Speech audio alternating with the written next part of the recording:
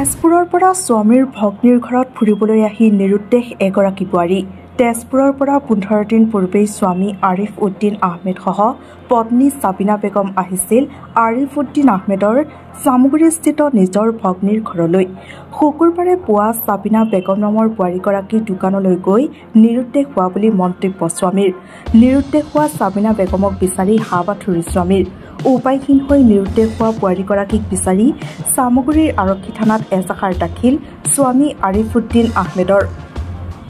মানে মোৰ মিছেছ আপোনাৰ মোৰ লগৰটো ঘৰত ফুৰিব পঠাইছিলোঁ আজি প্ৰায় 15 দিন হ'ল। ময়ো বিশেষ কামত বাহিৰত আছিলোঁ। আজি মই 3 দিন আগত আহিলোঁ তেওঁলোকৰ ঘৰত। আহি আমি এটা প্লেনিং আছিলে যে ইয়াতে আমি মাটি অকণ লৈ কিনে মানে ঘৰ বাৰী ইয়াতে ষ্টাৰ্ট কৰি মই আৰু মোৰ বন্ধু খেলিব গ'লোঁ আবেলি টাইমত। আজি খেলিব যাওঁতে সেই 4:30 মান বজাত ফোন আহিছে। মোৰ ভণ্টিয়ে মোলৈ ফোন মাৰিলে যে তোৰ মিছেছ নাইকিয়া, অলপ ওলাই গৈছিল, এতিয়ালৈকে অহা নাই। তো বিচাৰ খোচাৰ কৰিলোঁ, তাই কোনো ধৰণৰ মানে আমি সিদ্ধান্ত মানে একো নাপালোঁ, সন্ধানেই নাপালোঁ। তো সন্ধান নোপোৱাত থানাত FIR কৰিছোঁ মই, আৰু আপোনালোকৰ পৰা কিছু মানে হেল্প বিচাৰিছোঁ যাতে তাইক মই পাওঁ, যাতে কোনো দুষ্টিকাত মানে ধৰক বেয়া মানুহৰ হাতত যাতে তাই নপৰে। অতি সোনকালে মই তেখেতক তাইক সাবিনা বেগম।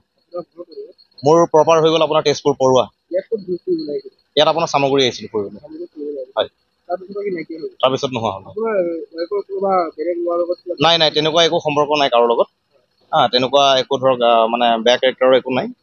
তাই অকণমান খালি মানে ধৰক মেণ্টেলি অলপমান মানে অলপ হেৰি আছে আৰু মানসিকভাৱে অলপমান মানে হেৰি আৰু বেলেগ আদাৰ একো প্ৰব্লেম নাই। FIR দিলোঁ মই আপোনাৰ চামগুৰি থানাত দিছোঁ। News desk report, Suhana live.